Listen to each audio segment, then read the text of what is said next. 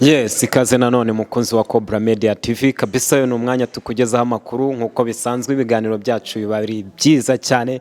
Wowe wakoze subscribe ngushimira, nawe utarayikora gerageza ukore subscribe kugira ngo tubane neza. So today tubafite umutumirwa kabisa, no mustari ntiyikoraho. Ndabashishikariza kugira ngo ukurikirane iyi video ubashe kumenya byinshi. Reka tumuhe ikaze cyane kuri kamera za Cobra Media TV. Tugwaye ikaze cyane. Ya murakoze cyane. Ya njye nyine Mr Elisha, Cobra Media TV kabisa, mwakoze kuba mwantumiye. Ya Yes, mwamubonye ni Mr Elisha, turi kumwana kuri studio za Cobra Media TV kabisa, mu kiganiro tugire kugirana kabisa mu kuburyo burambuye.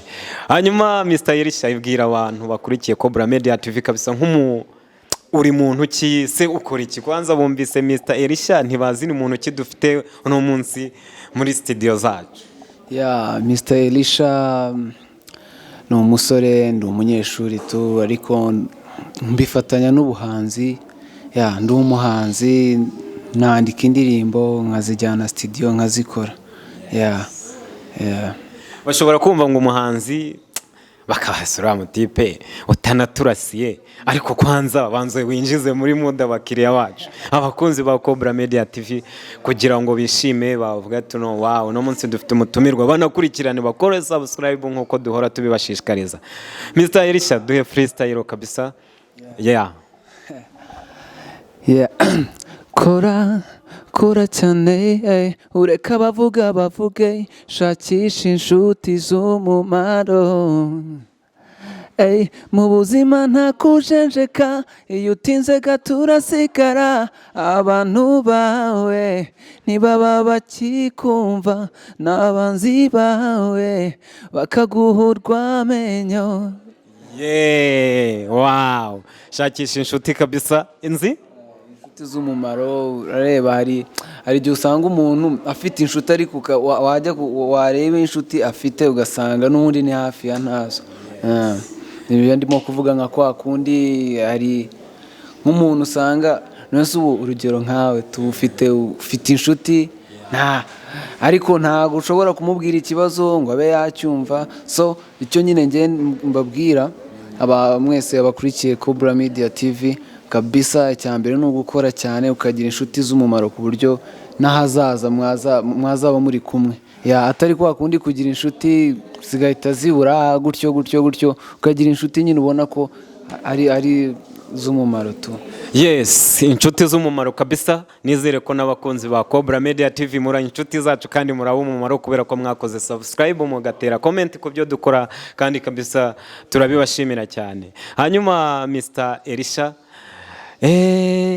ubundi bwa mbere na mbere ujya gufata umwanzuro ngo reka ndirimbe, byaturutse ku gitekerezo cyaje gite? Ya ni ukuvuga ngo inspiration ahantu yavuye. Urareba byatangiye ubundi niga primary, najyaga nandika indirimbo bisanzwe ariko nkazandika icyo gihe nari umuraperi. Ya ntabwo rero nari nakarebye ngo mvuge, ariko nyine ni ikigaragaza ko icyo gihe byibuze impano yari itangiye kugenda inzamo tu kwandika, mbona nashobora kwandika. Then ndavuga nti 2014 nibwo nahise mvuga nti ewana reka ntangire music, kubera ko nari maze kujya njya mu makorari ahantu hose kugira ngo nyine nshobore kuririmba. So nyuma yaho nibwo nahise mbona ko impano ndi nayo, ndavuga nti why not ntajya studio, why not ntagenda ngo nanjye mbikore nk'abandi. Ya nuko nguko nyine byatangiye, mba ndaje industry mba ndayinjiye gutyo. Ntabwo ari ibintu biba byoroshye kwinjira muri industry y'umuziki, especially ukiri mutoya. Hanyuma noneho ukiri n'umunyeshuri, buri ababyeyi bakunda gutera ibintu by'amakomenti, bavuga ati wa mwana wowe ugiye mu muziki, especially noneho watangiye uri umurapa, hari isura abaraperi bafite hanze. Mu by'ukuri wowe wabashije kubimanaginga ute kugira ngo ababyeyi bakugirire icyizere bakubwira ati oh wow komeza nta kibazo? Ya ni ukuvuga ngo mbere nyine mba umurapa, kubera ko nari primary. Urumva umwana wa primary n'ibintu byo nakoraga nabikoreraga inbox, ntago byabaga byajya hanze. Gusa nyine ibyo nibyo byaboostinze impano indimo. ya 2014 na 2016 aho ngaho nari maze gufatisha ibintu byo kuririmba, joining ama ministry ahantu hose ngenda nkakora. So ndangije rero ababyeyi bo ntari biryabo kubera ko ababyeyi banjye ndabakunda barabizi. So baravuze bati courage muhungu wanjye, genda kabisa, you will make it. Nanjye ndavuga ni kubera iki se ntagenda nkabikora, mfite n'iyi motivation, abantu banshyigikiye. Mpita mvuga ni ntacyo, ndagenda ndakora music. Urakora biraza. Indirimbo ya mbere wakoze ukayijyana studio hari 2014? No, aho 2014 nyine nibwo nari ntangiye. Nabanje ubundi ngiye naravuze nti reka mbanze mbere yo kujya studio ijwi mbanze ndwane naryo. Ndagenda ndyitaho nyine kuva 2014. Indirimbo ya mbere nayikoze ejo bundi na 2020. Nibwo nagenda gakora akaririmbo ka mbere fresh. Ofete wowe uri umwe mu bantu bazamuye impano muri 2020 mu gihe abandi bavuga ko corona yari imeze nabi. So uzisunga umuntu bita Element, ni umuproducer agukoreye n'indirimbo kabisa. Uyu mwaka ushobora kuba warabahiriye mu bikorwa bya muzika. Uyu mwaka kabisa, uyu mwaka nubwo nyine hanze biba bimeze nabi, ariko ugeze muri industry ya music kabisa umwaka bawugize productive, abantu barawukoresha neza. Ureba ko ubu ngubu nyine ibintu bijyanye n'umuziki wagira ngo nta kintu covid yigeze ihungabanya kuri music, usibye nyine kunguku kudakora amanuza ibintu by'amashow n'ibiki ngo binjize. Ariko wabonye ko uyu mwaka wagenze neza cyane, ahubwo ndavuga ku ruhande rwa music ibintu byagenze neza. Hanyuma Elisha, indirimbo yitwa gute? Indirimbo ya mbere nakoze bayita Hazaza Hawe. Njyewe ukuvuga ngo njyewe urareba, njye narebye ikintu abanyarwanda bakeneye cyane, sibyo? Abanyarwanda urukundo bararufite, abanyarwanda imana barayifite kubera ko barasenga. So naravuze ariko aba bantu bakeneye message. Ndagenda rero nyine mu ndirimbo mfite nyinshi zitandukanye, nararebye ese nka kwa kundi umuntu agiye wenda nko gukora nk'ikintu runaka, wenda nko gutangira business, areba nk'ahantu ese niki gikenewe hanze aha ngaha. Rero nahise mbona naravuze ni abantu bakeneye message. Mpita mbaha indirimbo Hazaza Hawe, niyo nahise nkora icyo gihe. Ni nziza, muzayirebe, ni nziza cyane, ubutumwa burimo ndabo batuye. Indirimbo ya kabiri yo bayita Impanuro nayo ni message ni message, nayo ifite ubutumwa bwiza. Ntago ari urukundo, nta nubwo navuga ngo wenda ni gospel, ariko ni indirimbo nyine ifitemo message nziza. Nabikoze ngiye mvuga ni reka ndebe igikenewe n'iki, ndavuga ni aba bantu bakeneye message. Hanyuma indirimbo yawe urazikoze kabisa, ni byiza. Kuba tufite amahirwe yo kuba tugufite muri studio uno munsi turi buganire bike, hanyuma ibikorwa bibe byinshi, kuko abakunzi bacu banyurwa no kubona umuntu turi kumwe kabisa, bereka impano irambuye kugira ngo bamenye neza niba wa muntu turi kumwe ari we nyawe muri studio zacu. So duhe freestyle kuri iyo ndirimbo. Wikumva ko nta na kimwe ushoboye, wikumva ko ntaho wagera, ahazaza hawe hari mu biganza byawe, ahazaza hawe hari mu biganza byawe. Wikwica intege. Wikumva ko nta na kimwe ushoboye, ahazaza hawe hari mu biganza byawe, kora cyane kugira ngo ugire icyo ugeraho. So natwe turakora cyane kugira ngo tubashimishe bakunzi ba Cobra Media TV kabisa. Niyo mpamvu tubazanira abatumirwa ba buri gihe, tubashyiraho ibiganiro, amakuru ari update, hanyuma kugira ngo tubane namwe neza cyane kabisa. Tugomba gukora cyane, kandi namwe nizere ko mukora cyane, mugakora subscribe kugira ngo tubane neza. So turi kumwe na Elisha hano muri studio za Cobra Media TV. So Elisha, hari igitaramo wigeze ukora?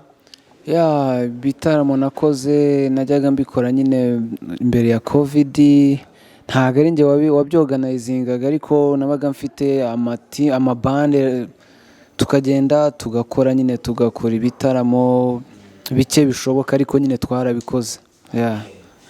Amafaranga make winjije mu mufuka kuri konti yawe aturutse mu muziki make yarangaye? Kuvuga ngo make ni ukuvuga ngo urabizi amafaranga ahora ari make, ariko kubera ko nyine ibintu by'amabande n'ibiki naragendaga usanga dukora turi abantu bagera muri 6, ugasanga dukoreye nk'amafaranga nka 300, urumva nyine ni make. Ni nkayo ngayo, urumva ko buri muntu agiye afiteho resho ye hahita aba make cyane. Ntabwo nkeka ko ayo mafaranga ari make, kuko umuntu ugukurikiranye iyo umubwiye ko 300 mu bigabanye muri 6, ndakeka buri muntu abona 50. 50 ntabwo ari amafaranga make. Noneho amenshi wowe uvuga ati wawe ahantu nari nakoze akazi kose yarangaye. Nabwo nyine ni kwa kundi umuntu agira atya ukabona ugize amahirwe, kwa kundi umuntu nyine yagira amahirwe byabayeho, byigeze kubaho, gusa haciyeho iminsi. Ariko hari igihe twagiye gukora ahantu nyine mu bukwe, turagenda turakora bya atari, aho ngaho twahavanye inote ya 900, kandi icyo gihe twari abantu 5. Noneho urumva ni menshi nyine ugereranyije n'ikigero turimo. Ni amafaranga menshi kabisa. Ndumva umaze gutera imbere mu muziki, ibyo ari byose harimo akantu kagiye kinjira, kandi nanone urumva ko ugifite inyota yo gukora ibintu byiza cyane cyane ku bakunzi bawe. Hanyuma nyuma y'umuziki uri umunyeshuri ukanakora umuziki, ibyo bintu ushobora kubibangikanya bikoroha? Birashoboka, kubera ko njyewe cyo navuga kubera ko impano yo ni kwa kundi iba ikurimo. Ntago wagenda ngo wige ikintu bisanzwe nyine mu ishuri ngo cyange kujyamo kubera ko ngo wenda waba wanditse umurongo runaka. Kandi ntago nanone impano ntago wayiburira umwanya. Uko byagenda kose umwanya ugomba kuboneka. Ugomba kwihiringa kugira ngo ubone umwanya wo kubikora byose. Hanyuma Elisha, ofete muri class wigamo uri umwe mu bastari babamo, ntabwo bijya bikubangamira kwisanzura ku bandi bana uvuga uriya ibyaye byose murenzeho nta kintu twavugana? Ibyo bintu ntabwo bijya bikubangamira, cyangwa se wenda uwo wendaga gusaba serivisi akavuga ati wowe ntabwo uri mugenzi wanjye? Ntago nanone biragera kuri urwo rwego, kandi sinakeka ko bizagera kuri urwo rwego, kubera ko abantu ntago wakwishisha umuntu cyangwa se ngo wumve ko wenda umuntu ngo umurenzeho. kandi by the way abantu nyine turakenera nta mu buzima busanzwe, sibyo? Umuntu ntago nyine ndagera nko ku gihe cyo kuba nakwirya ku bantu, cyangwa se ngo mvuge ngo uyu ngo ndamurenze, kubera ko nshobora kuba mfite impano yo kuririmba, cyangwa se ndi umuhanzi, we ugasanga ari comedian, kandi burya ntuza kubona fame cyangwa se kwamamara ntago nyine bigaragazwa no kwirya ku bantu. Reka ni ukuvuga ngo ubasha kubihuza bigakunda kandi bikagenda neza cyane. Hanyuma ku ishuri mujya mukora ibintu by'amapati ku buryo ushobora kugenda ugaperforminga? Ku ishuri kuva natangira ntago biraba, keretse niba bizaba. Ariko ndakeka nyine biramutse bibaye nanjye nagenda nka participatinga nk'abandi, kubera ko njye impano ntago natuma isinzira kandi ndimo. Hanyuma Elisha, niba atari ibanga, umuntu wateye comment ku muziki wawe w'igitsina gore, atari sister wawe, atari mama wawe, atari tante n'abandi, umuntu uri hanze w'umuryango wateye comment akakubwira ikintu cyakunyuze ku mutima wawe, ukavuga ati ahangaho reka noneho nkore cyane kurenza, yakubwiye ngo iki? Burya kubera ko amakomenti y'abantu niyo ngiye nyine nkagenda nkareba comments nkasoma, kubera ko ahubwo navuga muri rusange urareba abantu batera comment bakareba indirimbo yanjye bakavuga bati kabisa courage ewana baba ari benshi ntago navuga ngo runaka cyangwa se izina ubwo nyine byansaba nanone kongera kujya kucekinga nkareba ariko message zose feedback bampa ewana zose mba mbona ari sawa cyane aba ari iz'umumaro kandi ziba zikenewe. Yes, mwamubonye ibyo twavuganye na Elisha, ikibazo twari tumubajije abigize ibanga cyane. So hanyuma Elisha, ninde muntu mu buzima bwawe bwo mu muziki, ubwo ndavuga utangiye umuziki kugeza aka kanya turi kuvugana, ninde muntu wakubwiye ikintu kikaba challenge kuri wowe ukavuga atari kubundi ibi bintu ndimo wabireka, ewana waguciye intege cyane ukumva umuziki wawe uhagarika, yakubwiye ngo iki? Ntago nyine na mentioning izina kuko n'ubundi nta nubwo wanarimbaje si ngombwa. So ari umuntu yarandebye, namwohereje link ndamubwira please check my track is out, then arafungura arareba ahita yandika kwa kundi ngo asunga ibi bintu koko nyine ni slang nyine isanzwe abantu nyine barayivuga ariko man the guy was serious. Ati man ibi bintu koko ubuntu uzabishobora, ndavuga inise kubera iki ntabishobora, ngo happy man ngo genda ngo genda ngo ushake man ibindi bintu ukora, urumva kandi urabizi ntago abantu nk'abo bajya bagira ababura. So akandi kantu navuga ni ukuvuga ngo muri industry tugira aba haters sibyo, tugira n'inshuti ni ukuvuga ngo ntago nyine ndi buvuge izina rye, ni umu ex wanjye. Urumva niwe muntu noneho yanciye n'intege bya hatari kwa kundi uki postinga kanuza bwa mbere ubwira abantu bose please mucekinge murebe ewana yagiye harareba nyine urumva nibwo nyine harashize iminsi nyine hari ukuntu nyine bigenze nyine dutandukanye ewana niwe muntu wa mbere sinzi ukuntu afunguye video nyireba mbona hariho dislike kwa kuboro haba hari akagutya we noneho kubita akagutya ewana ndavuga uyu muntu ninde koko mane sinzi ukuntu afunguye inbox muri phone bisanzwe ngo shango kariya kagoma ni keza ngo ariko ngumva ngo nabaye wa mbere kuguha dislike, urumva umuntu nkongo ugasubwa urumva yantera imbaraga koko.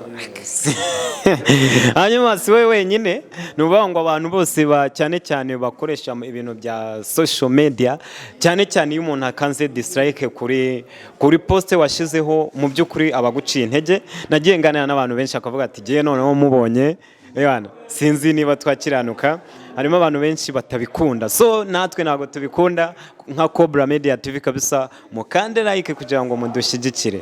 Hanyuma yaguciye intege ariko ndakeka kuba yari umuegisi wawe byatumye ahubwo iba motivation, kubera ko n'ubundi umuegisi wawe hari icyo mwapfuye gituma mutakiri mu rukundo ndakeka ahubwo aho warabaye courage wavuga ati okay niba nuriye yabonye ko ari byiza ahubwo ibyo ari byose yabikoreye kubera ko mwashwanye ntago yabikoze kuko indirimbo yawe yari mbi. No kuvuga ngo like akose n'abantu reka wenda mbwire n'abantu mukurikiye Cobra Media TV kubera iki gutanga like cyangwa se gutanga subscribe sibyo mani ntago bikostinga amafaranga sibyo, nugukoraho tu just mudusapotinge tuzamuke, ntabwo biba ari ibya hatari nta amafaranga yawe agenda, so kandi muduhe encouragement, tugomba kuzamuka rwose cyane, tugomba kubikora neza. Hanyuma Elisha, nk'akabazo k'amatsiko, aka kanya ufite umukunzi? ubu ngubu wapi ndakubwira ko yagiye amana amadislike yari umuegisi ariko ndakeka uno munsi hari undi wamusimbuye. ngo reka bararebye uravuga ati abakunzi b'iki gihe barimo barakanda dislike nawe uhita ubishingukamo. naravuze ni reka dislike reka ibimwe basi ndavuga n'ibyo ngibyo. Wazanze wigwije abakunzi wabo ugifite dislike nyinshi cyane uhitamo kubivamo. Yes. Hanyuma urareba mu buzima busanzwe umuntu aba afite ibintu yagiye acamo mu gihe cyawe ukiri muto, ni iki kintu wakoze mu rugo ukavuga ati sha noneho uno munsi nkoza amabara, ni iki kintu wumva wakoze cyagutushije ku mutima udashobora kwibagirwa? ntago urabizi mu bwana nyine umuntu aba yarakoze amadega menshi bya hatari, ariko akuboro sinzi nyine bamwe hari ababizi nyine hari n'abatabizi ko hakunda umuntu yagiraga cyari amazi y'iriba cyangwa se hari ukuntu umuntu yafataga amavuta akayafata nyine akaba yayazingira mu gipapuro akabika mu mufuka akagenda koga agahita yisiga. Umunsi ngewe rero navuga ko wambereye umunsi mubi cyane, naraguhagurukiye ndamanuka, noneho ngewe nshaka n'igipapuro noneho ndakibura kandi nenda kumanukana menshi nterura icupa ryose ndariterura ndaritwara, ngezeyo noneho bararyiba kandi hari umuntu nyine wari wambonye nditwara, so umva nyine icyo gihe urabyumva umubyeyi icyo agukorera. wabuze icupa arangije yabuze agapapuro ko gushyiramo amavuta arangije aterura icupa ryose. Namwe murabyumva ibyakurikiyeho, reka tube tubyihoreye. Hanyuma Elisha, tugana ku musozo uririmbira abakunzi ba Cobra Media TV, tugana ku musozo kugira ngo ubasezere nk'umuhanzi twari kumwe hano muri studio za Cobra Media TV.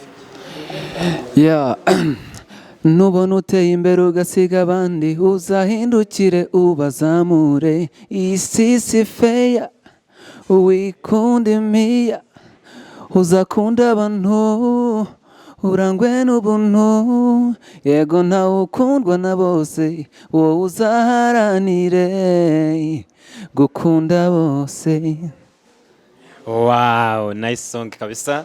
Nubona ugize uko utera imbere cyangwa nubona ubushobozi bwawe bwiyongereye, nubona hari icyo ugize kirenze ibyo ufite, uzaharaniye no gufasha n'abandi. So natwe turakubwira ngo dufashe ukora subscribe kuri YouTube channel yacu kugira ngo ibintu birusheho kugenda neza cyane, kubera ko niwe dukorera, wowe mukunzi wa Cobra Media TV. Hanyuma Elisha, urakoze cyane.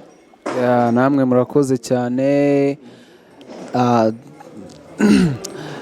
Ikindi navuga nyine abafana nyine bakomeze bantera inkunga, kandi nkomeje kubashimira nyine kubw'akazi barimo gukora. Abatarakora subscribe YouTube channel ni Mr Elisha 27, kuri Instagram ni Mr Elisha 27, na Facebook.